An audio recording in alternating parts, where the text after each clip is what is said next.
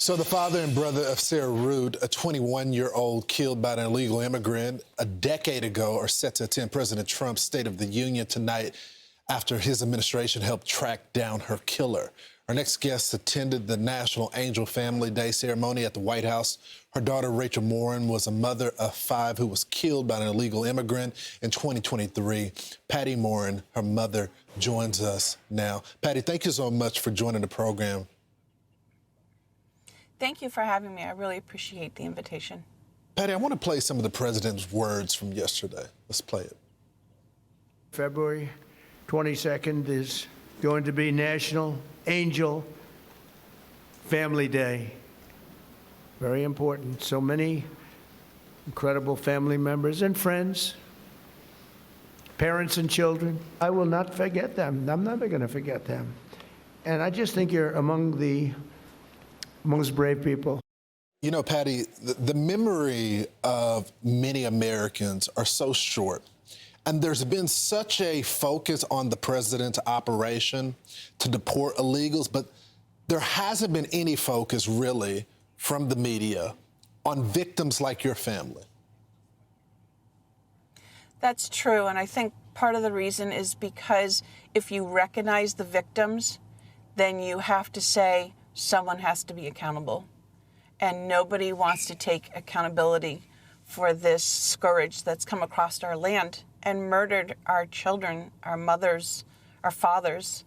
And I think President Trump is doing a very honorable thing. He's recognizing the true victims of illegal immigration. It was a very, very moving day yesterday.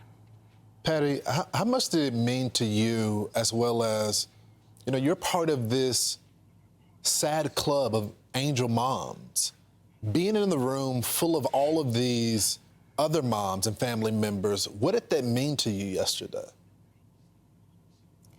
It was hard. The room was filled to capacity, and throughout the whole ceremony, there was not a dry eye. You could hear people whispering and sharing their stories among each other. And it was just a very somber but honorable time, remembering our loved ones, comforting each other in the pain that we both recognize and feel, especially as mothers. But it was probably one of the saddest things next to the death of my daughter that I've had to experience, is just to see a small piece of the tragedy of all the Americans that have been killed over these last few years. It was really very heart-wrenching. Patty, what is your message to the elected officials that don't get it, it seems? They don't understand these enforcement measures. They don't understand the acknowledgement from this administration. What would you tell them? I would say that they're looking in the wrong place. What they're doing is they're looking at American citizens as just casualties. And because they're not personally and emotionally invested, it doesn't move them. It's like they lack empathy. And to them, having an agenda and having a political plan to go forward in that agenda, they're missing out on the humanity of all of this. It affects, they estimate like 25,000 people a year. That's a low estimate. 25,000 people a year being murdered and killed by illegal immigrants. And even I've met illegal immigrants in my hometown that they've told me they're here illegally. They don't commit crime. Even they don't want the criminals here. That's part of the reason why they left.